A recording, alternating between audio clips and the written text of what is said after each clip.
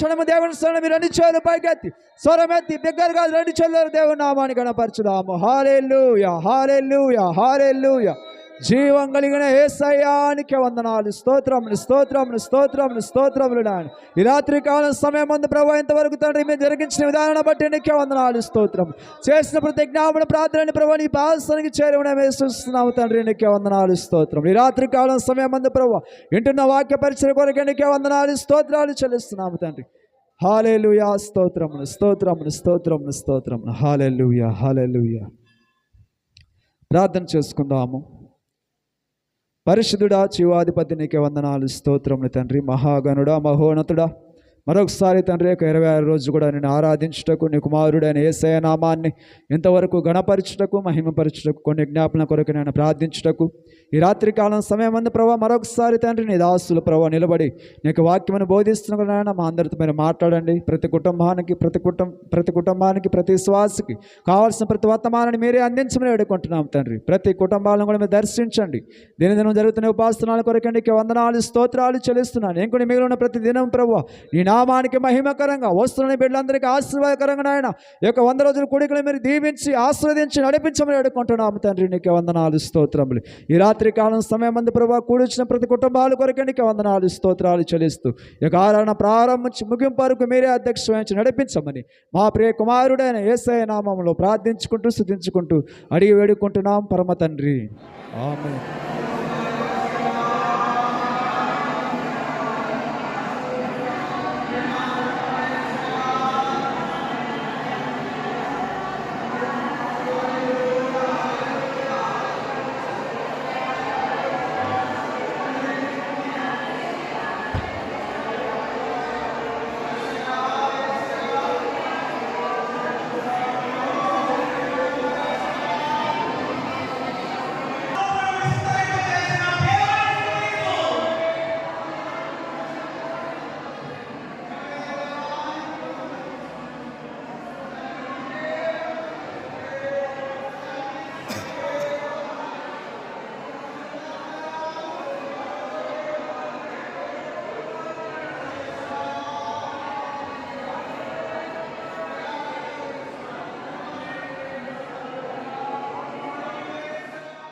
కూడి వచ్చిన ప్రతి ఒక్కరికి కూడా ప్రభు అయిన యేసుక్రీస్తు నామమున వందనములు చెల్లించుకుంటున్నాను. ఈరోజు 26వ రోజు. సంఘం అర్థం చేసుకోండి, జీవితం అనేది చాలా విలువైనది. నేను చెప్తున్నాను,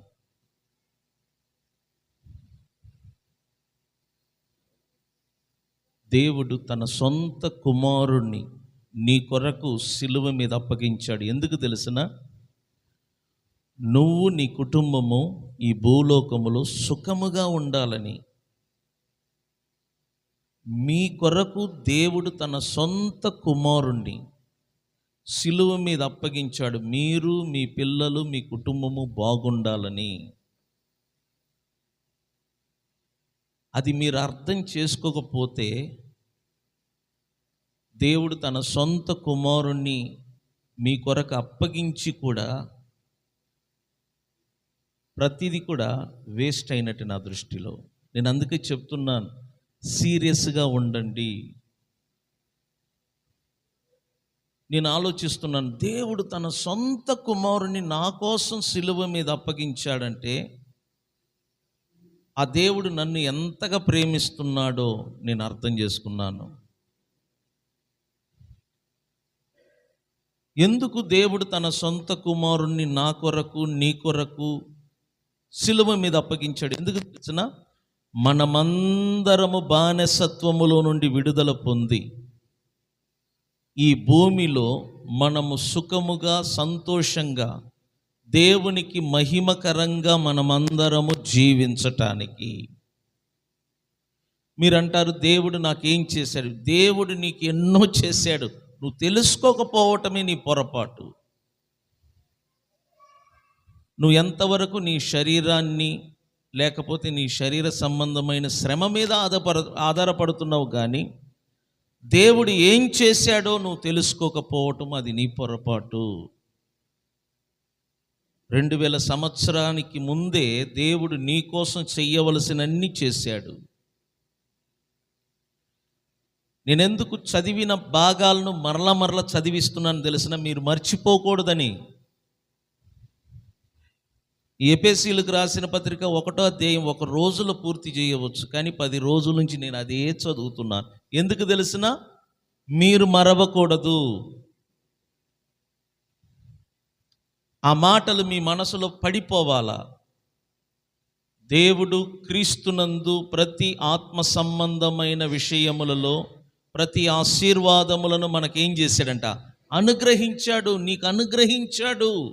ఆశీర్వాదములను నీకు ఎప్పుడో అనుగ్రహించాడు. నువ్వు అది గ్రహించకపోవటం వలన, నమ్మకపోవటం వలన బహుశా ఈరోజు నువ్వు పడే శ్రమకు కారణం అదే. దేవుని వాక్యం అంట అబద్ధం చెప్పదంట. దేవుని వాక్యము మనకు నిజం మాత్రమే చెప్పుద్ది. సో ఆయన వాక్యం అంటుంది, క్రీస్తునందు పరలోక విషయములలో ఆత్మ సంబంధమైన ప్రతి ఆశీర్వాదమును మన తండ్రి అయిన దేవుడు మనకు అనుగ్రహించెను. నువ్వు ప్రతిరోజు, తండ్రి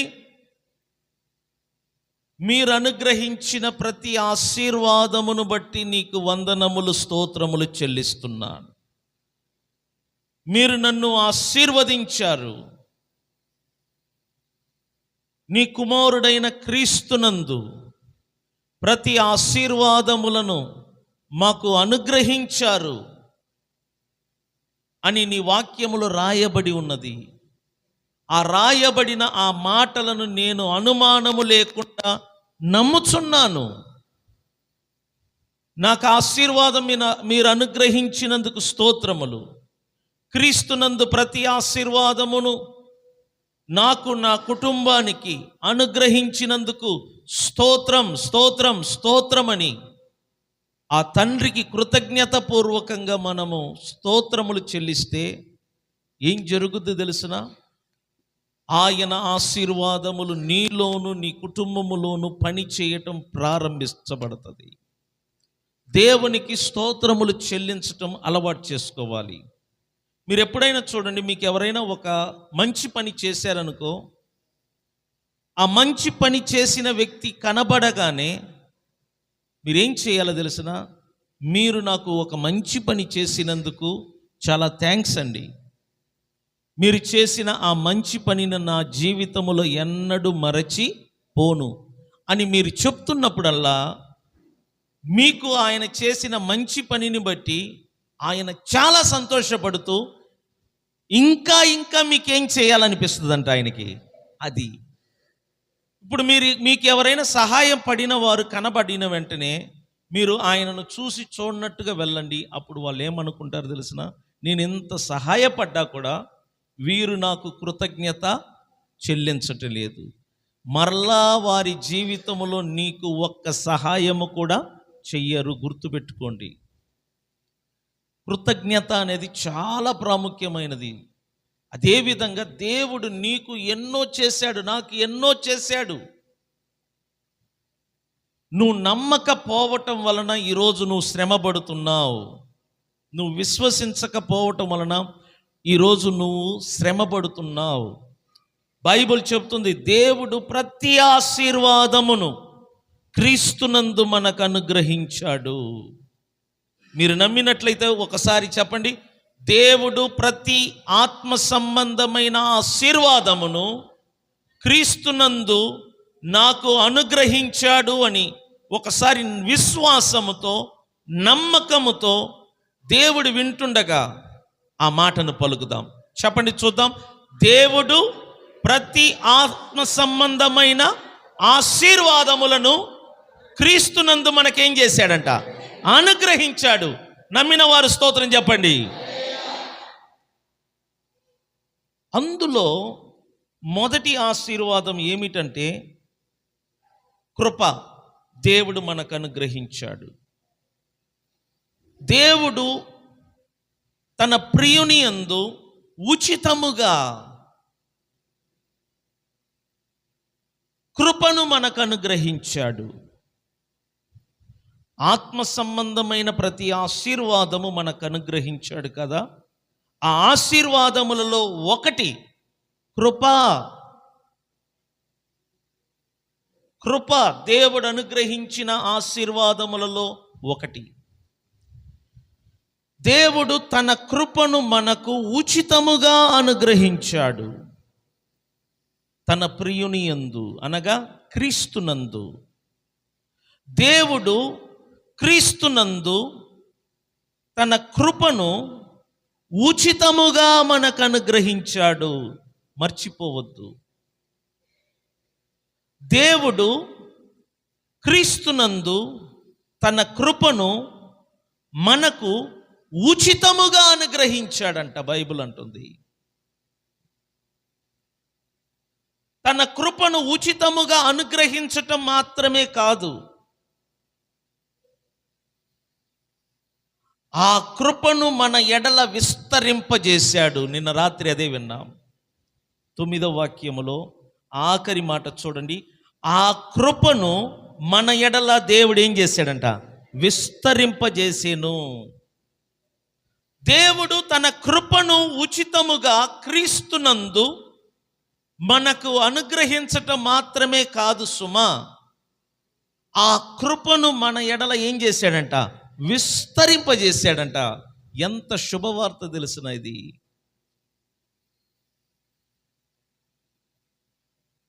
ఎంత శుభవార్త తెలుసున. దేవుడు నాకు తన కృపను ఉచితముగా క్రీస్తునందు అనుగ్రహించాడు. దేవుడు తన కృపను ఉచితముగా క్రీస్తునందు నాకు అనుగ్రహించాడు. నేను నమ్ముతున్నాను. అనుగ్రహించటం మాత్రమే కాదు, ఆ కృపను నా ఎడల విస్తరింపజేశాడంట. ఆ కృపను నా ఎడల ఏం చేశాడంట? విస్తరింపజేశాడు. అంటే దేవుని కృప మన ఎడల విస్తారముగా ఉన్నది. స్తోత్రం చెప్దామా? స్తోత్రం చెప్దామా? దేవుని కృప మన ఎడల విస్తారముగా ఉన్నది. ఆ కృప మనలను ఉన్నత స్థాయికి తీసుకుని వెళ్ళుతుంది. ఆయన కృప పెంట కుప్పలో ఉన్న వారిని లేవనెత్తి రాజులతో సమానముగా సింహాసనములో కూర్చుండబెడతదంట ఆయన కృప. అప్పుడు నువ్వు అర్థం చేసుకో, నీ ఎడల నీ కుటుంబం పట్ల ఆయన కృప విస్తారముగా అనుగ్రహింపబడినట్లయితే ఖచ్చితంగా దేవుడు మిమ్ములను తన కృపతో ఏం చేస్తాడంట? క్రింది స్థాయిలో నుండి పైకి ఏం చేస్తాడంట? లేవనెత్తుతాడు. మీరు నమ్మినట్లయితే. మనిషి ఒకటి నేర్చుకున్నాడు, దేవుని మీద ఆధారపడకుండా తన కష్టమును, తన ప్రయాసమును, తన బలమును, తన శక్తిని, తన దగ్గర ఉన్న ధనమును, ఐశ్వర్యమును, పేరు ప్రతిష్టతను, బ్యాక్గ్రౌండు, అధికారమును, వీటిని నమ్మి బ్రతకటం మానవుడు అలవాటు పడ్డాడు. అందువలన ప్రతిదానికి మీరు కష్టపడుతున్నారు, శ్రమపడుతున్నారు. దేవుని కంటే నీ బలమును నమ్ముతున్నావు. దేవుని కంటే నీ దగ్గర ఉన్న ధనమును నమ్ముతున్నావు. దేవుని కంటే నీ ఆస్తిపాస్తులను నమ్ముతున్నావు. దేవుని కంటే నీకు కలిగిన వాటిని నమ్మి బ్రతుకుతున్నావు. కానీ నేను చెప్తున్నాను, నువ్వు దేవుని నమ్మినట్లయితే దేవుడు నిన్ను ఉన్నత స్థానములో ఉంచుతాడంట. బైబిల్ మనకు నేర్పే పాఠం ఏమిటి తెలిసిన? దేవునిని నమ్మండి, దేవుని మీద విశ్వాసం ఉంచండి. బైబిల్ అదే మనకు చెప్తుంది.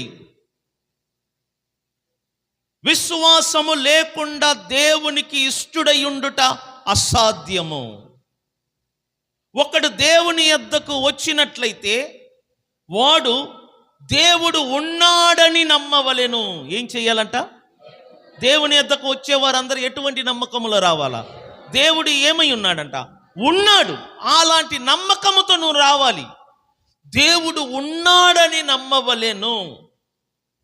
తన్ను వేడుకొను వారందరికీ ఫలము దయచేయు దేవుడై ఉన్నాడని నమ్మవలేను. చూసారా, హెబ్రీయులకు రాసిన పత్రిక 11:6 మీరు ఇంటికి వెళ్ళి చదవండి. ఆ మాటలో చూడండి, దేవుని యొద్దకు వచ్చువాడు దేవుడు ఉన్నాడని నమ్మాలి, దేవునికి ప్రార్థన చేయు వారందరూ కూడా తనకు దేవుడు ఫలమిచ్చువాడై ఉన్నాడని నమ్మాలి. నమ్మకం లేకపోతే దేవుని వలన నీకు నీ కుటుంబానికి ఏ మేలు కలగదు. మీరు రక్షించబడ్డారు, పదే చెప్తున్నాను. మీకు అనుమానం ఉందా మీరు రక్షించబడ్డారా లేదని? మీరు దేవుని బిడ్డలని మీరు నమ్ముతున్నారా లేదా? బైబిల్ అంటుంది కదా, ఎందరూ యేసుక్రీస్తును అంగీకరించెదరో ఆయన నామమందు ఎందరు విశ్వాసము ఉంచుదురో వారందరూ దేవుని పిల్లలగుటకు, ఏంటంటే చెప్పండి, దేవుని పిల్లలగుటకు ఆ దేవుడు మనకేమి ఇచ్చాడంట? అధికారము. అంటే ఎవరెవరు యేసును నమ్ముతారో, యేసునందు విశ్వాసం ఉంచుతారో వారందరూ దేవుని పిల్లలగుటకు, దేవుని పిల్లలు అగుటకు దేవుడు మనకు అధికారం ఇచ్చాడు. నాకైతే అనుమానము లేదు నేను దేవుని బిడ్డను అని చెప్పుకోవటానికి. నేను దేవుని బిడ్డను అని గొంతు విప్పి అరవటానికి నాకు భయము లేదు. దేవుడు నా తండ్రి అని చెప్పుకోవటానికి నాకు భయము లేదు. దేవుడు నా తండ్రి, దేవుడు నా కన్న తండ్రి, నేను ఆయన బిడ్డను. ఆయన నాకు ఆశీర్వాదములను అనుగ్రహించాడు, ఆయన నాకు తన కృపను అనుగ్రహించాడు, ఆ కృప నా ఎడల విస్తరింపచేశాడు. కాబట్టి నేను ఏ పని చేసినా అది నాకు లాభము. నేను దేనిని ముట్టుకున్నా అది నాకు లాభముగా మారుతుంది. ఎందుకంటే ఆయన కృప. ఒక సందర్భంలో యేసు ప్రభు చెప్పిన ఉపమానమును మీకు జ్ఞాపకం చేశాను. మొదటి వాడు వచ్చాడు, ఉదయం నుంచి సాయంత్రం వరకు పని చేశాడు. ఆ పనికి ఎంత కూలి కావాలనో వాడు అడిగాడు, పొందాడు. రెండవ వాడు సగము నుండి పని చేశాడు, కానీ యజమానుడు మొదటి వాడితో సమానముగా వీడికి యజమానుడు ఇష్టపూర్వకంగా జీతం ఇచ్చాడు. మూడవ వాడు ఏ పని చేయలేదు, కనీసం ఒక పుల్లను తీసి కూడా పెట్టలేదు. వాడు జీతాన్ని పుచ్చుకోవటానికి అనర్హుడు.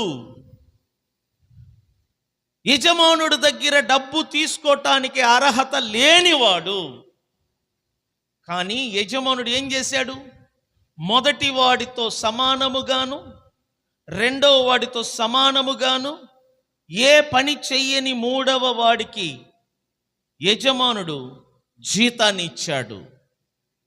అప్పుడు మొదటి వాడి అడిగాడంట, ఇది అన్యాయం అండి, నేను ఉదయం నుంచి కష్టపడ్డాను సాయంత్రం వరకు, నాకిచ్చిన జీతమే ఏ పని చెయ్యని వీడికి ఇవ్వటము కరెక్ట్ కాదన్నాడంట. అందుకే యజమానుడు ఏమన్నాడు తెలుసునా? నువ్వు ఎంత అడిగావు ఉదయం నుంచి సాయంత్రం వరకు పని చేయటానికి, నువ్వు అడిగిన కూలి ఎంత, ఆ కూలిని నేను తగ్గించకుండా నువ్వు అడిగినంత ఇచ్చాను. అంటే నీకు నేను న్యాయము చేశాను. ఇక నీకు నాకు ఎటువంటి సంబంధము లేదు. నువ్వు పని చేశావు, కూలి అడిగావు, అడిగినంత ఇచ్చాను, కాబట్టి నీకు నేను న్యాయం చేశాను, నీకు నేను అన్యాయం చేయలేదు.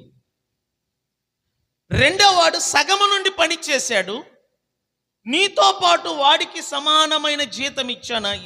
ఎందుకంటే అది నా ఇష్టం, అది నేను వాడికి చూపిన కృప. అర్థమైందా? నేను వాడికి దయదాక్షిణ్యం చూపించాను, అది నా ఇష్టం. అది నీకు నేను అన్యాయం చేయలేదు. నువ్వు అడిగినంత ఇచ్చి నీకు నేను అన్యాయం చేయలేదు. రెండో వాడు నన్ను అడగలేదు, కానీ నాకు ఇష్టం వచ్చినట్లుగా ఇచ్చాను, అది నా ఇష్టం. మూడో వాడు ఒక పని చేయలేదు, నాకు తెలుసు, వాడు నా దగ్గర పుచ్చుకోవటానికి అనర్హుడు, నాకు తెలుసు, కానీ నేను వాడికి ఎందుకు ఇచ్చానంటే అది నా మంచితనము. అర్థమైందా? అది నా ఇష్టం అండి. యజమానుడు మూడో వాడికి కృపను చూపాడు, మంచితనాన్ని చూపించాడు. కృప అంటే ఏంటి తెలిసిన? ఉచితముగా పొందటము. ఏ పని చెయ్యకుండా ఉచితముగా పొందేదానినే ఏమంటారంట? కృపను పొందటం. ఇప్పుడు దీనిని బట్టి అర్థం చేసుకో, దేవుడు మనందరికీ ఉచితముగా కృపనిచ్చాడంటే దాని వెనకాల ఐశ్వర్యము, ధనము, ప్రతిదీ ఉంది. మీరు నమ్మట్లేదు. మీరు ఎంతవరకు పని మీద ఆధారపడుతున్నారు? మొదటివాడులాగా. ఆ మొదటివాడు చూడు, పని చేసి సంపాదించుకున్నాడు. వాడు అడిగినంత కూలిని పొందాడు. ఎక్స్ట్రా రూపాయి కూడా యజమానుడు ఇవ్వలేదు. ఎందుకంటే వాడు అడిగినంత జీతము యజమానుడు ఇచ్చాడు. చాలా మంది మొదటి వాడిని లాగానే బ్రతుకుతున్నాడు. మొదటి వాడు ఏ మైండ్ సెట్లో ఉన్నాడో మీరు కూడా అలాగనే ఉన్నారు. అందుకే చూడు, మీ కష్టార్జితాన్ని మీరు పొందుతున్నారు జీతంగా, అంతే తప్ప ఎక్స్ట్రా ఏమీ పొందటం లేదు. ఎందుకంటే మీరు కృప మీద ఆధారపడట్లా, దేవుని మంచితనం మీద ఆధారపడట్లా. మొదటి వాడులాగానే కష్టపడుతున్నారు, మొదటి వాడులాగానే పని చేస్తున్నారు, మొదటి వాడులాగానే కూలి బేరం మాట్లాడుకొని సంపాదించుకుంటున్నాడు. కానీ మూడవ వాడు బేరం మాట్లాడలేదు, పనికి రాలేదు, పని చెయ్యలేదు, వాడు ఊరికినే ఉన్నాడు. మొదటి వాడితో సమానంగా వాడు జీతం కాదు, రుణము పొందాడు. ఒక విధంగా చెప్పాలంటే దానము పొందాడు, గిఫ్ట్ పొందాడు. ఎందుకంటే యజమానుడి యొక్క మంచితనం అది. మీరు ఎప్పుడైనా చూడండి, మీతో పాటు ఎవడైనా పనికి వచ్చాడు అనుకోండి, మీరు కష్టపడి పని చేస్తుంటారు, వాడు ఏ పని చెయ్యడు. మీకు జీతం ఇచ్చినప్పుడు ఆ జీతముతో పాటు సమానంగా పని చేయని వాడికి ఇస్తే మీకు ఎంత బాధ కలుగుద్ది తెలుసునా? అదేంటి, నేను కష్టపడ్డాను, నాకు ఇవ్వటంలో న్యాయం ఉంది, వాడికి పని లేదు, ఖాళీగా కూర్చొని ఉన్నాడు, వాడికి ఎందుకు జీతం ఇవ్వాలి? ఎందుకంటే యజమానుడి యొక్క మంచితనం వాడికి చూపిస్తున్నాడు. దేవుడు కూడా అంతే.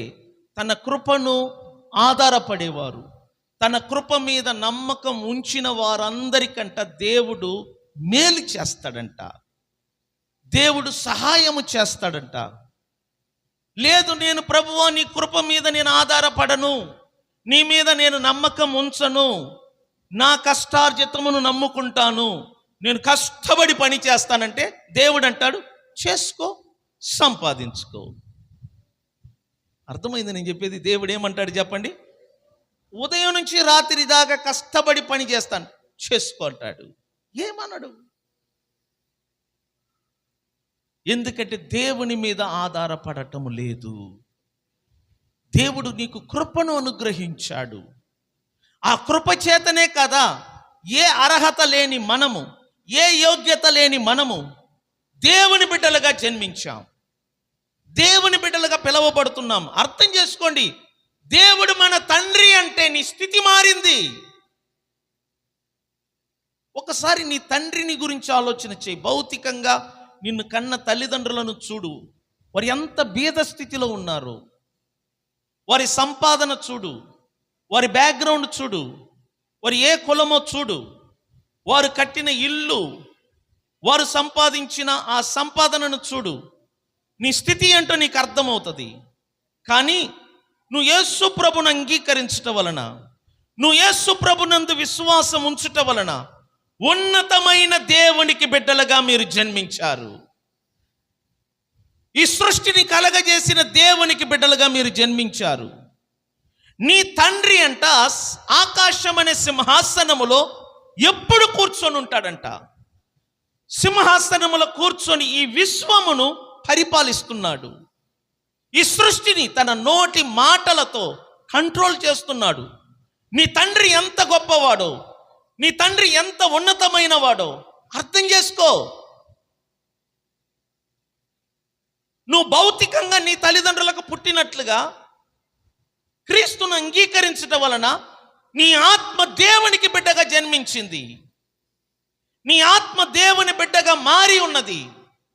నీ ఆత్మ దేవుని బిడ్డగా మరల జన్మించుంది. భౌతిక లోకమంతా గతించిపోతుంది. భౌతికంగా కన్న తల్లిదండ్రులు గతించిపోతారు.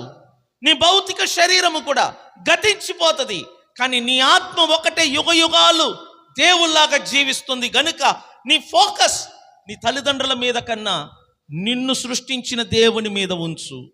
నీ మైండ్ సెట్ ఎలా ఉండాలంటే, నేను ఉన్నతమైన దేవుని బిడ్డను, సృష్టికర్త నా తండ్రి, నా తండ్రి సింహాసనములో కూర్చొని ఉన్నాడు, నా అక్కరలు నా అవసరతలు ఆయనకు తెలుసు, రేపు నాకు ఏమై ఉంటుందో, నాకు ఏం జరగబోతుందో ఆయనకు తెలుసు, నాకు మంచిదే జరుగును, నాకు మేలు కలుగును. యెషయా ఒక మాట చెప్తాడు, 3వ అధ్యాయంలో 10వ వాక్యములో యెషయా ఒక మాట చెప్తాడు, నీతిమంతులను చూసి నీకు మేలు కలుగుమని చెప్పుమని అందులో రాయబడి ఉంది. నీతిమంతులకు ఏం కలుగుద్దంట? చెప్పండి, నీతిమంతులకు ఏం కలుగుద్దంట? ఒకసారి తీయండి ఆ వాక్య భాగం, అద్భుతమైన మాట అది. యెషయా గ్రంథం 3వ అధ్యాయం. నీకు మేలు కలుగునని ఎవరితో చెప్పుము? చెప్పండి, ఎవరితో చెప్పుము? యెషయా గ్రంథం తీయటానికి అసలు నేను తీయలేదు చెప్పేశారు.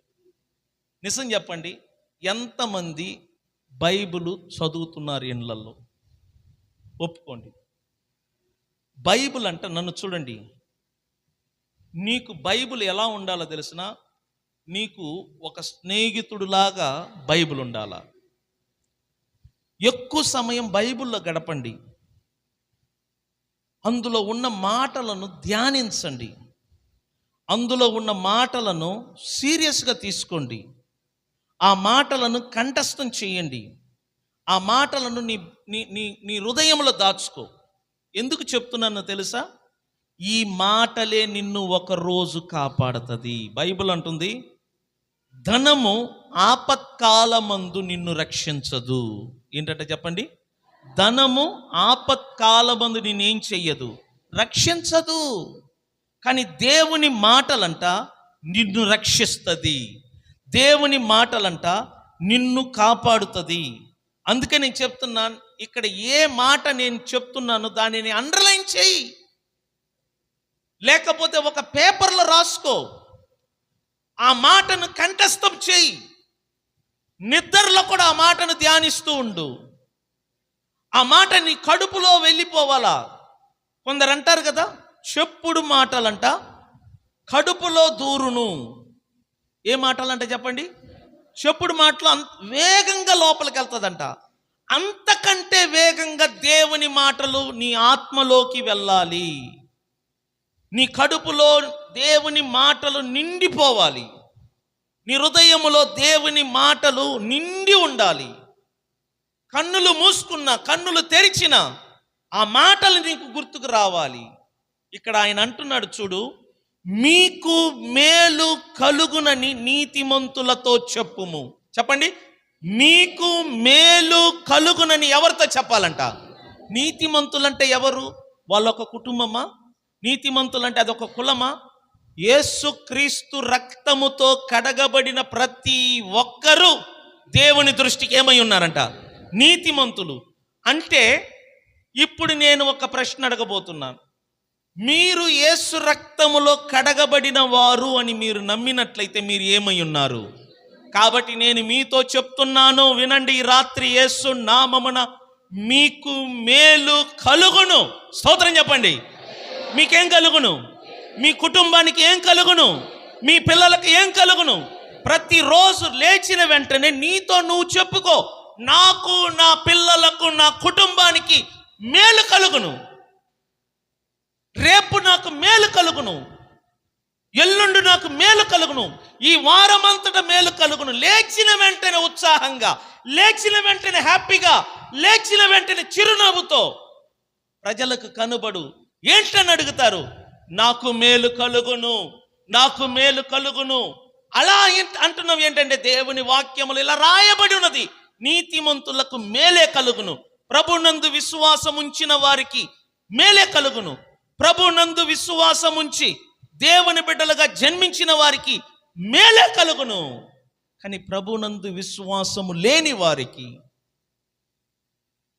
దేవుని బిడ్డగా జన్మించని వారికంట మేలు కలగదు, మేలు కలగదు. ఎందుకంటే 11వ వాక్యం చూడు, దుష్టులకు ఏం కలుగును? శ్రమ. ఎవరికంట? చెప్పండి, ఎవరికంట? దుష్టులకు ఏం కలుగును? శ్రమ కలుగును. వారి క్రియల ఫలమంట వారికి కలుగును. వారు ఏ పని చేస్తారో దాని ఫలము వారు తింటారు. దుష్టులు మంచి పనులు చేయరు, దుష్టులు దుష్ట పనులు చేస్తారు, దుష్టులు చెడు పనులు చేస్తారు. కాబట్టి ఆ చెడు పనుల యొక్క క్రియలను, ఫలములను వారి యొక్క జీవితంలో వారు పొందుతారు. కానీ నీతిమంతులు అలా కాదు ప్రియులరా.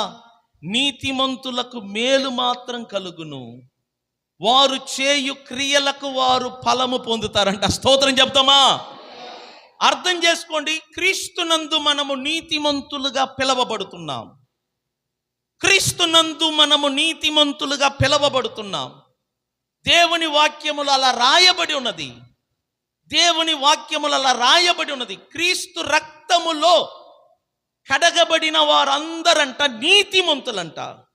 యేసునందు విశ్వాసం ఉంచిన వారందరూ నీతిమంతులంట.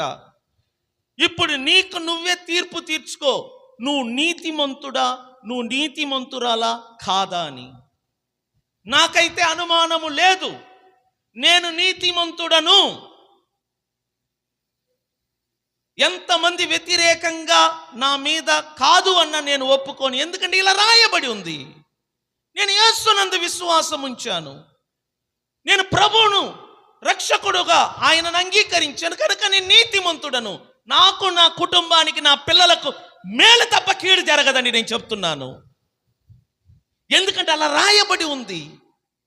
కొంతమంది అంటారు కదా, నా తలరాత ఏంటో, నా తలరాత ఏంటో. నేను చెప్తున్నా, నువ్వు క్రీస్తులో ఉన్నట్లయితే నీ తలరాత ఏంటి తెలిసినా? నీకు మేలు జరగాలి అని దేవుడు నీ తలరాతగా రాసి పెట్టాడు. నువ్వు నమ్మితే స్తోత్రం చెప్పు. మన రాత తలలో లేదు, మన రాత బైబిల్ గ్రంథములో ఉంది. అర్థమైందని నేను చెప్పింది? మన రాత ఎక్కడ లేదు. మన రాత మన తల మీద దేవుడు రాయలా, మన రాత బైబిల్లో రాశాడు. బైబిల్లో రాయబడి ఉంది. నీ రాతలన్నీ కూడా తెలుసుకో, చదివి అడిగి. ఇప్పుడు చెప్పండి, మీకు శ్రమ కలుగునా మేలు కలుగునా? ఇంకొకసారి, మీకు శ్రమ కలుగునా మేలు కలుగునా?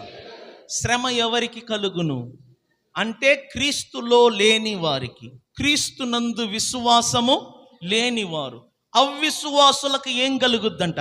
శ్రమ. ఇప్పుడు చెప్పండి, రేపు నీకు శ్రమ కలుగునా మేలు కలుగునా? ఎల్లుండి నీకు శ్రమ కలుగునా మేలు కలుగునా? వచ్చే వారము మీకు శ్రమ కలుగునా మేలు కలుగునా? ఇప్పుడు చెప్పండి, 2025 సంవత్సరం అంతటా మీకు శ్రమ కలుగునా మేలు కలుగునా? నమ్ముతున్నారా? గట్టిగా స్తోత్రం చెప్పండి. మనకు మేలే కలుగును. ఎందుకంటే అలా రాయబడి ఉంది. దేవుడు అలా రాశాడు, అంతే. దేవుడు ఒక్కసారి రాశాడంటే దానిని మరలా ఎవ్వరు కూడా దిద్దలేరు. ఇది దేవుని రాత. నీతిమంతులైన మన కొరకు రాయబడి ఉంది. ఎంత కృప నీకు అనుగ్రహించబడిందో ఒక్కసారి అర్థం చేసుకో. నీ క్రియల ఫలము నువ్వు అనుభవిస్తావు. ఆ మాటకు అర్థం ఏంటి తెలిసిన? క్రియలంటే పనులు. నువ్వు చేయు పనులంట నీకు ఫలితముగా వస్తుందంట. నువ్వు చేస్తున్న ప్రతి పని నీకు లాభముగా వస్తుంది. వాటిని నువ్వు అనుభవిస్తావు. ప్రభు అయిన యేసునందు విశ్వాసం ఉంచిన దాని మరలా నేను చెప్తున్నాను, ఒకవేళ ఇంకను మీకు ప్రభు మీద విశ్వాసం లేకపోతే దేవుడు మీకు అవకాశం ఇస్తున్నాడు ఈ రాత్రి. ప్రభునందు విశ్వాసం ఉంచు. బహుశా నువ్వు బాప్టిజం తీసుకొని ఇంకా నీలో అనుమానం ఉండవచ్చు, ఇంకా నీలో గ్యారంటీ లేక ఉండవచ్చు. నేను దేవుని బిడ్డనా కాదా, నేను దేవుని బిడ్డనా కాదా, నేను నీతిమంతుడనా నీతిమంతురాలనా కాదా? కొంతమందిలో డౌట్ ఉంటుంది. ఎందుకంటే మన క్రియలు, మన నడతను బట్టి. నేను చెప్తున్నా, నీ క్రియలను పక్కన తీసిపడాయి, నీ నడతలను పక్కన తీసిపడాయి. బైబిల్ను చూడు, వాక్యమును చూడు. నువ్వు దేవుని బిడ్డవని బైబిల్ చెప్తుంది. నువ్వు యేసును నమ్మినట్లయితే, నువ్వు యేసును అంగీకరించినట్లయితే డౌట్ పడాల్సిన పని లేదు, అనుమానం పడాల్సిన పని లేదు. సృష్టికర్తకు నువ్వు బిడ్డగా జన్మించావు, అంతవరకే. ఆయన నీ తండ్రి, అంతవరకే. నీ అక్కరలు, నీ అవసరతలు అన్నీ ఆయన చూసుకుంటాడు. నీ పిల్లల అవసరతలు, వారి భవిష్యత్తును ఆయన చూసుకుంటాడు. నువ్వు క్రీస్తులో ఉన్నావు. నువ్వు క్రీస్తునందు ప్రతి ఆత్మ సంబంధమైన ఆశీర్వాదం నీకు అనుగ్రహించబడి ఉంది. దేవుడు క్రీస్తులో ఉన్న నీకు తన కృపను అనుగ్రహించాడు.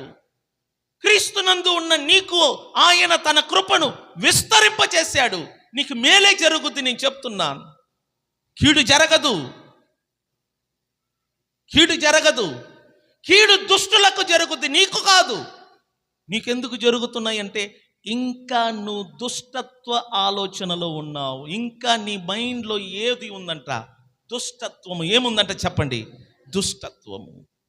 బయటికి రా, వాటిని విడిచిపెట్టి బయటికి రా. బైబిల్ ఏమంటుందో చూడండి, 45వ అధ్యాయం యెషయా గ్రంథం.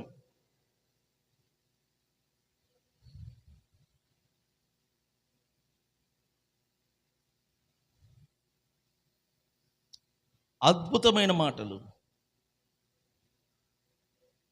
తీసారా?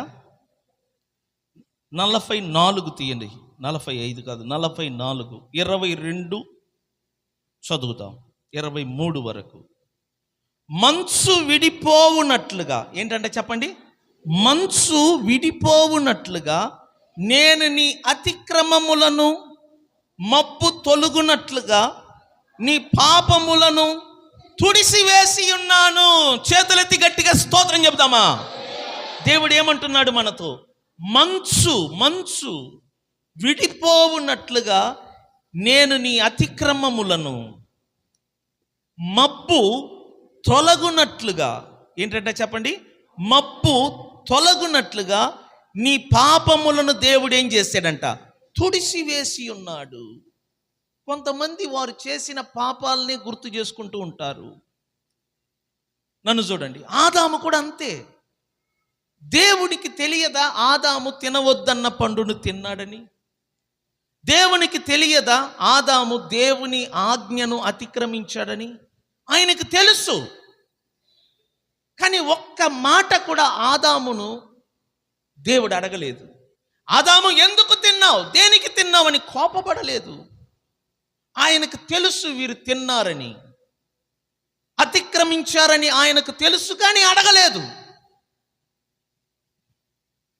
ఆయన అడగక ముందే వీరే దేవుని స్వరము విని దాముకుంటున్నారు. చూసారా?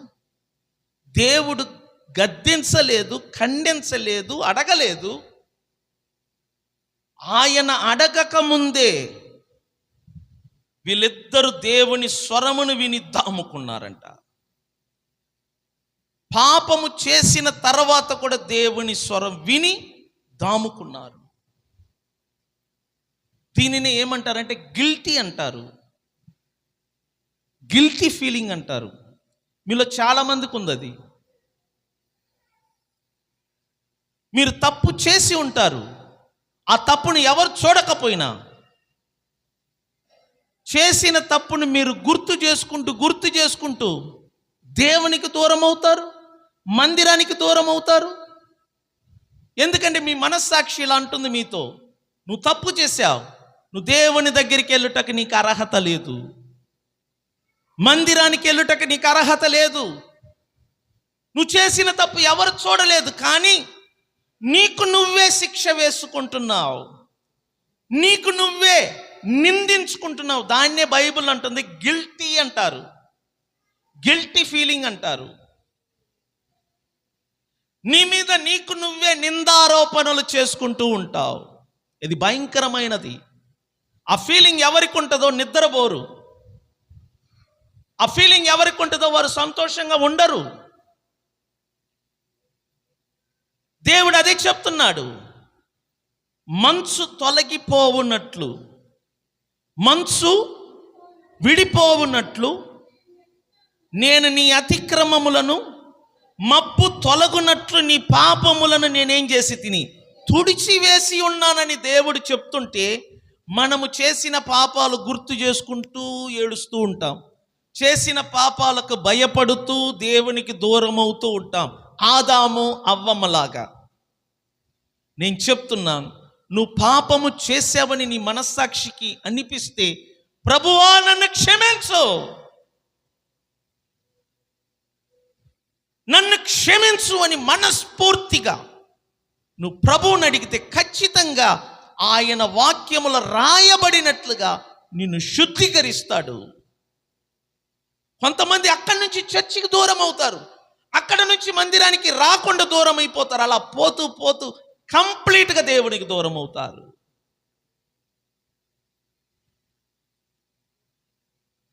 ఎందుకంటే వాళ్ళకి తెలియదు దేవుడు వారిని క్షమించాడు, వారి పాపములను తుడిచివేశాడని వాళ్ళకు తెలియదు. దేవుని వాక్యములో ఏమి రాయబడి ఉన్నదో వాళ్ళకు తెలియదు. చర్చికి ఎందుకు వస్తున్నాం? దైవజనుని నోట మాట వినుటకే. గుర్తుపెట్టుకుని, మీరు ఎందుకు ఇక్కడికి వచ్చేది? ఇక్కడ మాట వినటానికి. దేవుని వాక్యములో రాయబడి ఉన్న మాటలను విని తెలుసుకోవటానికి. అందుకే మనం చర్చికి వచ్చేది. ఈరోజు వచ్చిన దాని వలన ఈ వాక్యాలని మీరు వింటున్నారు. ఒకవేళ రాకపోయినట్లయితే ఈ వాక్యాలు మీరు వినలేరు. వినే అవకాశం మీకు లైఫ్లో మళ్ళా కలగదు. నేను చెప్తున్నాను. చర్చికి అందుకే వస్తున్నాం. వచ్చేవారికి రాని వారికి తేడా ఏంటంటే, వచ్చేవారు ఇందులో రాయబడి ఉన్నది వింటున్నారు దైవజనుని నోట నుండి. రానివారు ఇందులో రాయబడిన మాటలు వినే అవకాశం పోగొట్టుకుంటారు. కన్నులు విప్పి చూడండి, బైబిల్ అంటుంది, దేవుడు నీతో చెప్తున్నాడు, మంచు విడిపోవునట్లుగా నేను నీ అతిక్రమములను, మబ్బు తొలుగునట్లుగా నీ పాపములను ఏం చేశాడంట దేవుడు? తుడిచి వేసి ఉన్నాను. తుడుస్తాను అన్నాడా? తుడిచి వేసి ఉన్నానంటే ఆల్రెడీ మనల్ని ఏం చేశాడంట? తుడిచి వేశాడు. అంటే మనం పరిశుద్ధులుగా ఉన్నాం. స్తోత్రం చెప్పండి. పదే పదే దాన్ని ఎందుకు గుర్తు చేసుకుంటున్నావు? పదే పదే దానినే ఎందుకు గుర్తు చేసుకొని ముందుకు వెళ్ళలేకపోతున్నావు?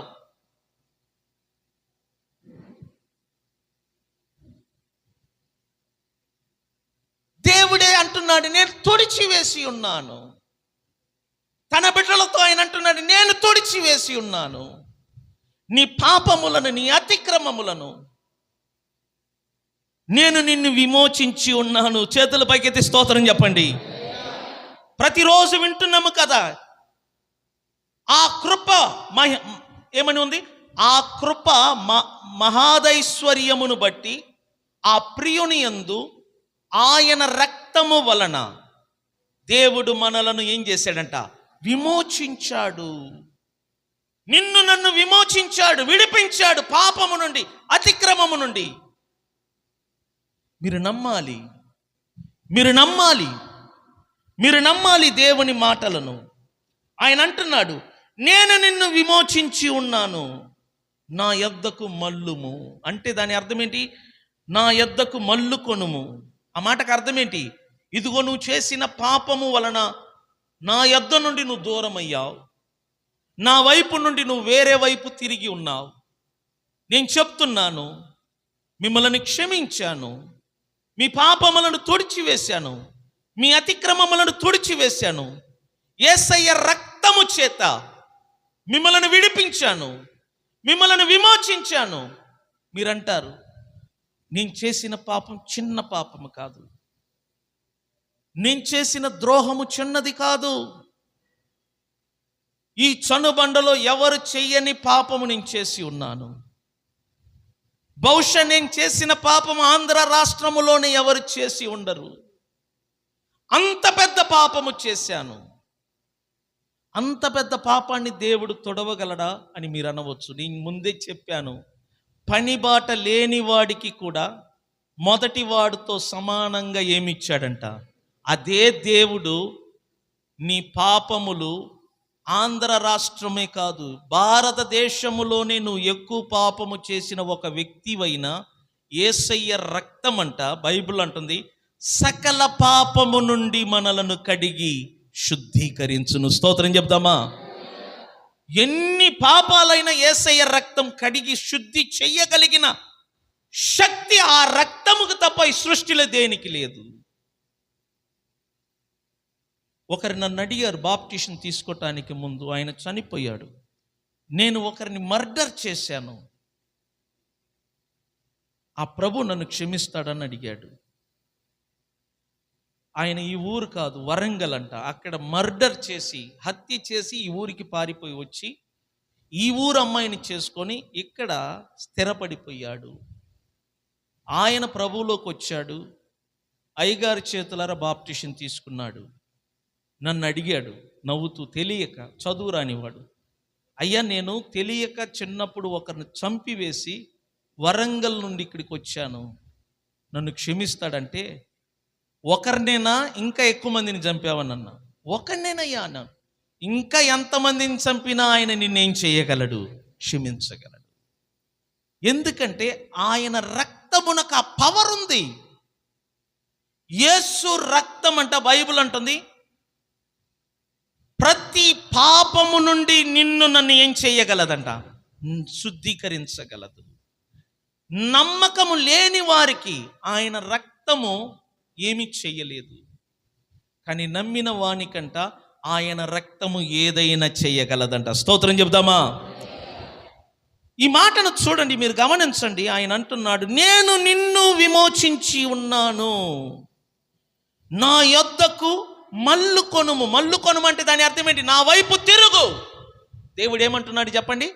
నా వైపు తిరుగు. నువ్వు తిరిగినప్పుడు, దేవుని దగ్గరికి వచ్చినప్పుడు పశ్చాత్తాప హృదయముతో, దేవుడంట నీ కోసము ఆయన కార్యమును సమాప్తి చేసి ఉన్నాడు. దేవుడు నీ కోసం ఏ పని అయినా కంప్లీట్ చేస్తాడు, ఏదైనా సమాప్తం చేస్తాడు నీ కొరకు, నువ్వు ఆయన వైపు తిరిగినప్పుడు. ఇంకొక మాటను చూపిస్తాను. కీర్తనలు 103వ అధ్యాయం. ఒకసారి 2 చేతుల పైకెత్తి స్తోత్రం చెప్దామా? స్తోత్రం చెప్దామా? 103వ కీర్తనలో చూడండి. ఇక్కడ చూడండి దేవుని బిడ్డలారా, ఎంత అద్భుతమైన మాటలు ఇవి, ఎంత అద్భుతమైన మాటలు. ఈ మాటలు చదువుతుంటేనే కళ్ళమిటి నీళ్ళు వస్తున్నాయి. ఆయన అంటున్నాడు చూడండి, నా ప్రాణమా యెహోవాను సన్నుతింతుము, నా అంతరంగమునున్న సమస్తమా ఆయన పరిశుద్ధ నామమును సన్నుతించుము. నా ప్రాణమా యెహోవాను సన్నుతించుము, ఆయన చేసిన ఉపకారములలో దేనిని నువ్వేం చెయ్యకూడదు, మరువకుము. ఆయన నీ దోషములన్నిటిని క్షమించువాడు. చూసారా ఏంటంట? ఆయన నీ దోషములన్నిటినీ క్షమించువాడు. అంటే నీ పాపములన్నిటిని క్షమించువాడు, నీ సంకటములన్నిటిని కుదుర్చువాడు, సమాధిలో నుండి నీ ప్రాణమును విమోచించుచున్నాడు. స్తోత్రం చెప్పండి. ఎక్కడ నుండి? మన ప్రాణమునంట సమాధిలో నుండి నీ ప్రాణమును ఆయన ఏం చేస్తాడంట? విమోచించుచున్నాడు. కరుణా కటాక్షములు నీకు కిరీటముగా ఉంచుచున్నాడు.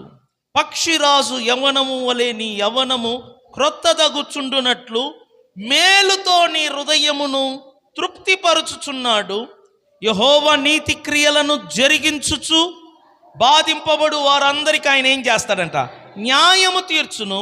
ఆయన మోషేకు తన మార్గమును తెలియజేసెను, ఇశ్రాయేలు వంశస్థులకు తన క్రియలను కనపరిచెను. యెహోవా దయాదాక్షణ్యపూరుడు, దీర్ఘశాంతుడు, కృపా సమృద్ధి గలవాడు. గట్టిగా స్తోత్రం చెప్పండి. ఎటువంటి వాడంట? చెప్పండి, ఎటువంటి వాడు? కృపా సమృద్ధి గలవాడు. ఆయన ఎల్లప్పుడూ వ్యాజ్యమాడువాడు కాడు, ఆయన నిత్యము కోపించువాడు కాడు. మన పాపములను బట్టి మనకు ప్రతీకారము చెయ్యలేదు, మన దోషములను బట్టి మనకు ప్రతిఫలం ఇయ్యలేదు. భూమి కంటే ఆకాశము ఎంత ఉన్నతముగా ఉన్నదో ఆయన యందు భయభక్తులు గలవారి ఎడల ఆయన కృప అంత అధికముగా ఉన్నది. స్తోత్రము, స్తోత్రం చెప్పండి. పడమటికి తూర్పు ఎంత దూరము, ఆయన మన అతిక్రమములను మనకంత దూరపరచి ఉన్నాడు. తండ్రి తన కుమారుని ఎడల జాలి పడునట్లు యెహోవా తన యందు భయభక్తులు గలవారి ఎడల జాలి పడును. ఈ మాటను చూడు. పడమటికి తూర్పు ఎంత దూరము చెప్పగలమా?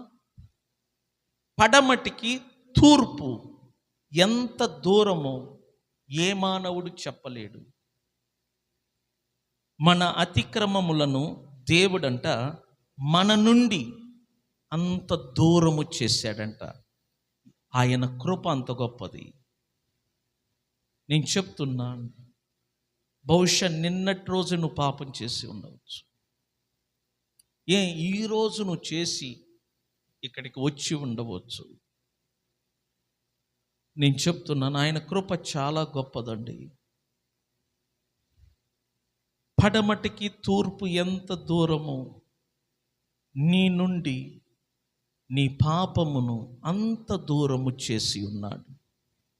యేసుక్రీస్తు ద్వారా, ఆయన చిందించిన రక్తము ద్వారా నీ ప్రతి పాపములను కడిగి ఉన్నాడు. మంచు విడిపోవునట్లుగా, మబ్బు తొలగునట్లుగా నీ అతిక్రమములు, నీ పాపములు యేసయ్య రక్తము చేత దేవుడు తుడిచివేశాడంట. దేవుడు కనికరము గలవాడు, కృప గలవాడు. నీ యందు జాలి పడుతున్నాడు. సంగమా, నువ్వెందుకు దేవునికి దూరం అవుతున్నావు? ఆయన నిన్ను విమోచించి ఉన్నాడు, నిన్ను విడిపించాడు, నిన్ను రక్షించాడు, తన రక్తమిచ్చి నిన్ను కొన్నాడు. అయినను నువ్వు దూరం అవుతున్నావు. ఈ రాత్రి దేవుడు చెప్తున్నాడు, నా వైపు తిరుగుడి, నా వైపు మల్లు కొనుము. అంటే నా వైపు తిరుగు. పాపమును విడిచిపెట్టు, చెడును విడిచిపెట్టు, వాటి ఆలోచనలను విడిచిపెట్టు. నువ్వు దేవుని బిడ్డగా బ్రతుకు, నూతన సృష్టిగా బ్రతుకు. ఇక నుండి నూతనమైన మార్గములు నడువు. ఇక నుండి నూతనమైన మనుషులతో స్నేహము చెయ్యి. ఇక నుండి నూతనమైన జీవితాన్ని నువ్వు జీవించు. ఎందుకంటే నువ్వు విడిపించబడ్డావు, విమోచించబడ్డావు. నీకు మేలే కలుగును, కీడు కలగదు. కానీ నువ్వు దేవునికి దూరమై దుష్టులతో సహవాసం చేస్తూ, దేవునిలో లేని వారితో సహవాసం చేస్తూ నువ్వు మరలా దుష్టుడుగా, దుష్టురాలుగా మారినట్లయితే ప్రతి గడియ నీకు శ్రమ కలుగును. నీ క్రియలకు ప్రతిఫలం నువ్వు అనుభవించే తీరుతావు. దేవుడు నీతో సూటిగా చెప్తున్నాడు, నా వైపు తిరుగు అంటున్నాడు. నువ్వు ఎవరి వైపు తిరిగి ఉన్నావో ఆయన సన్నిధిలో లేచి నిలబడి నిన్ను నువ్వు పరిశోధించు. దేవుడు నీతో మాట్లాడిన ఈ మాటలను బట్టి నిన్ను నువ్వు పరిశోధించుకో. సురుకుతనంగా దేవుని సన్నిధిలో నిలబడండి. దేవుని బిడ్డలారా, నిలబడి ఒక్కసారి వినిన మాటలను గుర్తు చేసుకో. ఆయన అంటున్నాడు, యెహోవా మీ కొరకు సమస్త కార్యములను సఫలము చేస్తాడు. నేను మీ కొరకు ఆ మాటను చదువుతాను. హల్లెలూయా, స్తోత్రములు. Praise the lord. హల్లెలూయా. దేవానికి వందనాలు, స్తోత్రములు. యెహోవా ఆ కార్యమును సమాప్తి చేసి ఉన్నాడు. యెహోవా ఆ కార్యమును సమాప్తి చేసి ఉన్నాడు. ఏమిటి ఆ కార్యము? నీ పాపమును తుడిచివేయటం, నిన్ను విమోచించటం ఆయన క్రీస్తునందు సమాప్తి చేసి ఉన్నాడు. మీరు పాపులు కారు, మీరు దేవుని బిడ్డలు, మీరు దేవుని బిడ్డలు, మీరు నీతిమంతులు, మీరు పరిశుద్ధులు. అర్థం చేసుకో. సామెతలలో ఇలా రాయబడింది, నా కుమారుడా, పాపులు నిన్ను బలవంతము చేసినప్పుడు ఒప్పుకొనకము. ఏంటంటే చెప్పండి, పాపులు నిన్నేం చేస్తారంట? బలవంతం చేస్తారు. రా అంటారు, ఒప్పుకోవద్దు. త్రాగు అంటారు, ఒప్పుకోవద్దు. దేవుని బిడ్డలకు దేవుడు అదే చెప్తున్నాడు. పాపులు నిన్ను బలవంతము చేస్తారు, అప్పుడు మీరు లొంగవద్దు, ఒప్పుకోవద్దు. ఆయన నిన్ను కడిగి శుద్ధీకరించాడు, నిన్ను క్షమించాడు, నిన్ను తన బిడ్డగా స్వీకరించాడు, నిన్ను తన కుమారులుగా స్వీకరించాడు. నువ్వు అనాథవి కావు, దిక్కులేని వారు కాదు మీరు. నీ తండ్రి ఎల్లప్పుడూ సింహాసనములో ఆసీనుడై ఉండి ఈ సృష్టిని పరిపాలిస్తున్నాడు. అంత గొప్ప దేవునికి బిడ్డగా జన్మించావు. నీ తండ్రి సమస్తమునకు మూలమై ఉన్నాడు. నిన్ను నువ్వు చిన్న చూపు చూడవద్దు. ఈ రాత్రి మాట్లాడిన ఈ మాటలను బట్టి మీ 2 చేతులు దేవుని వైపు చాపి స్తోత్రాలు చెల్లించండి. నేను చెప్తున్నాను.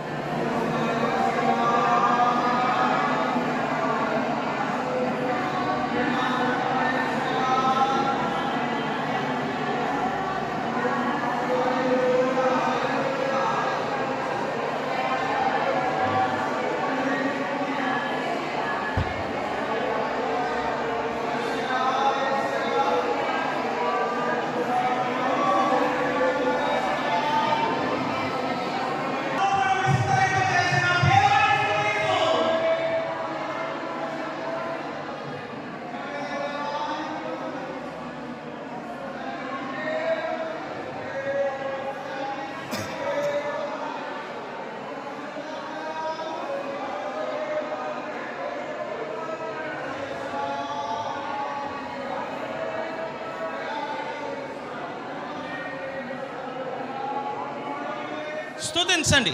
ఆకాశము వైపు మీ 2 చేతులు చాపండి. చాపి దేవుని స్తుతించండి.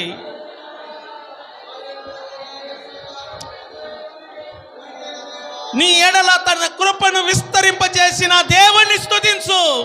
హల్లెలూయా, హల్లెలూయా. మన పాపములను క్షమించిన దేవుని స్తుతించండి. మన అతిక్రమములను తొలగించిన దేవుని స్తుతించండి. మనకు మేలులు చేసిన దేవుని స్తుతించండి. మనకు కృపను అనుగ్రహించిన దేవుని స్తుతించండి. మన ఎడల తన కృపను విస్తరింపచేసిన ఆ తండ్రి అయిన దేవుని స్తుతించండి. స్తుతించు దేవుని బిడ్డలారా. మీరు స్వస్థత పొందినట్లుగా స్తుతించండి. మీరు విడుదల పొందినట్లుగా స్తుతించండి ఈ రాత్రి. హల్లెలూయా బలారా షందరా మలారా బరబరబరబ. స్వరమెత్తి స్తుతించండి. ఉరమమలరా షందరికారా మలరా కురబలరా షందర మలరా షందురి బలరవా. స్వేచ్ఛగా స్తుతించండి. విడుదల పొందిన వారుగా, మేలులు పొందిన వారుగా స్తుతించండి దేవుని బిడ్డలు. కురబా షందర మమ. హల్లెలూయా, స్తోత్రము. హల్లెలూయా. బైబిల్ చెప్తుంది, నీతిమంతులను చూసి చెప్పుము మీకు మేలు కలుగును. నేను మిమ్మలను నీతిమంతులుగా నమ్మి చెప్తున్నాను.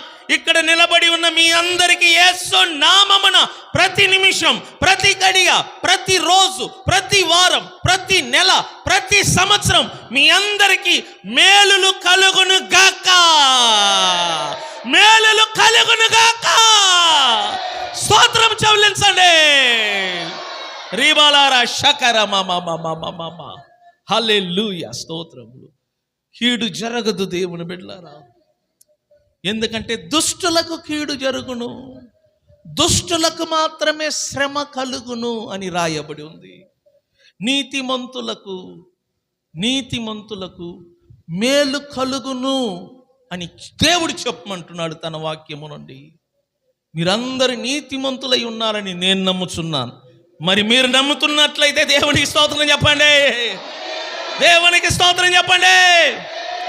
చెప్పండి. నీతిమంతులు ఆశించినదే వారికి దొరుకును. అంటే మీరు ఏది ఆశిస్తారో అదే మీకు దొరుకును. స్తోత్రం చెప్పండి.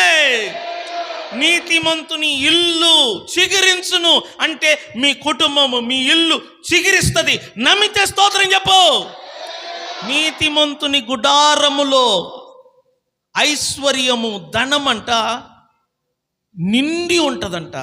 అంటే మీ ఇంట్లో కొదువ లేదు, మీ ఇంట్లో కొదువు ఉండదు. ఎందుకంటే మీరు నీతిమంతులు. నీతిమంతులకు దేవుడు ఆశీర్వాదములను ఇస్తాడు. బైబిల్ అంటుంది, నీతిమంతుల ఇంటి మీదికి ఆయన ఆశీర్వాదములు కుమ్మరించును, కానీ భక్తిహీనుల ఇంటి మీదికి ఏమి పంపిస్తాడంట? శాపములు. ఇప్పుడు చెప్పండి, మీ ఇంటి మీదికి దేవుడు ఏం పంపించాడు? నమ్మితే గట్టిగా స్తోత్రం చెప్పు. అనుమానము లేకుండా స్వరమెత్తి స్తోత్రం చెప్పు. తండ్రి నీకు వందనాలు. ఈ రాత్రి మీరు మాట్లాడిన ప్రతి మాటలను బట్టి నీ బిడ్డలు విన్నారు, గ్రహించారు. ఆ మాట నూరంతలుగా ఫలించుటకు సహకరించండి. నీ బిడ్డలు వెళ్తున్నప్పుడు ఆ మాటలు మర్చిపోకుండానట్లుగా, ఇదిగో యేసు చెప్పిన ఉపమానములో పక్షులు వచ్చి ఆ విత్తనములను తీసుకుని వెళ్ళినట్లుగా నీ బిడ్డల హృదయాలలో నా ద్వారా విత్తబడిన ఈ మాటలు ఏ దుష్టుడు కూడా తీసుకొని వెళ్ళకుండా పరిశుద్ధాత్మ దేవ ఆ మాటల ద్వారా, ఆ వాక్యము ద్వారా మీరు ప్రతి ఒక్కరిలో పని చేయండి. ఇక్కడ నిలబడి ఉన్న ప్రతి ఒక్కరు నూరంతలుగా యేసు నామమున ఫలించుదురుగాక. ప్రతి ఒక్కరు ఫలించాలి. ఆ ఫలమును నీ పాద సన్నిధికి కృతజ్ఞత పూర్వకంగా తీసుకొని వచ్చినట్లుగా నీ బిడ్డల జీవితంలో మీరు పని చేయండి. ప్రతి వాక్యము కొరకు స్తోత్రములు చెల్లిస్తున్నాం. ఈ రాత్రి మీరు అందించిన ప్రతి వాక్యము కొరకు స్తోత్రములు చెల్లిస్తున్నాం. ఇదిగో తండ్రి, మాకు మంచి నిద్రను దయచండి. మా గృహము చుట్టూ, మా పడకల చుట్టూ, మా ప్రాంగణం చుట్టూ నీ రక్షణ కవచం ఉంచండి. రేపటి దినమంతటా మీరు తోడుకుండండి. మరలా రేపు రాత్రి, ఆదివారం ఉదయము, సాయంత్రము జరుగుతున్న ప్రార్థనలో మీరు తోడుకుండి నడిపించి నీ ప్రియ కుమారుడైన యేసు నామానికి మహిమ ఘనత కలుగునట్లుగా, తండ్రి నీకు మహిమ ఘనత కలుగునట్లుగా, ఇప్పటి వరకు పరిశుద్ధాత్మ ద్వారా మమ్మలను నడిపించిన నడిపింపు కొరకు నీకు స్తోత్రములు చెల్లిస్తూ యేసు నామమున ప్రార్థన ద్వారా అడిగి వేడుకుంటున్నాము పరమ తండ్రి. ఆమేన్. మన తండ్రి అయిన దేవుని ప్రేమ, ప్రభు అయిన యేసుక్రీస్తు యొక్క కృప, పరిశుద్ధాత్మ అన్యోన్య సహవాసము కూడి వచ్చిన మనందరికీ తోడై ఉండి నడిపించును గాక. ఆమేన్. ఒకసారి చేతులు పైకెత్తి దేవుని స్తోత్రం చెప్దామా? స్తోత్రం చెప్దామా? స్తోత్రం చెప్దామా? దేవుడు మిమ్మల్ని దీవించును గాక. Amen. God bless you all.